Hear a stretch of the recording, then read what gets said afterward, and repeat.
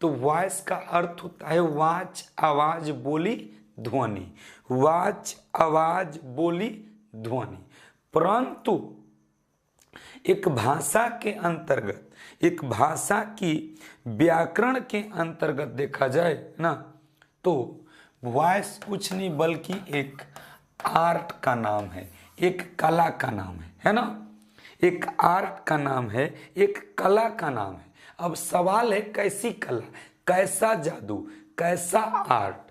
तो वॉइस जो है एक ऐसी कला है। तो मैंने क्या कहा कि वॉइस इज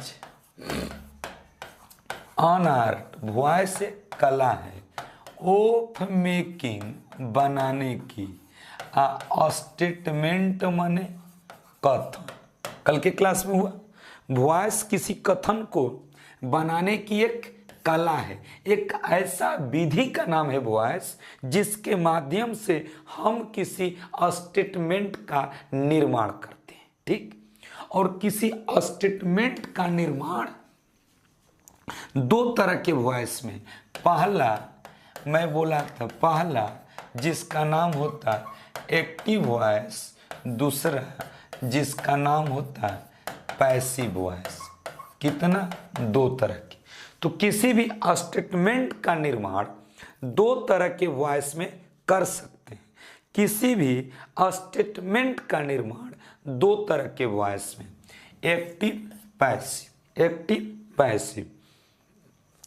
तो हम लोग एक्टिव वॉइस की बात किए तो मैंने कहा था कि एक्ट यानी अभिनय करना, ईव का सेंस वाला, एक्टिव अभिनय करने वाला, एक्टिव चंचल, एक्टिव स्वतंत्र, ठीक। लेकिन जैसे ही एक्टिव को वॉइस के साथ जोड़कर देखते हैं तो एक्टिव का संबंध सब्जेक्ट से हो जाता है। तो एक्टिव वॉइस कर्तृवाच्य। तो जब कोई एक्शन, जब कोई काम सब्जेक्ट की अगुवाई में, सब्जेक्ट के देखरेख में, सब्जेक्ट के अधीन, सब्जेक्ट के दायरे में होता है तो उसको एक्टिव वॉइस के अंतर्गत रखा जाता है। अन एक्शन कोई काम, अन एक्शन कोई काम in the dominance of subject, in the dominance of subject.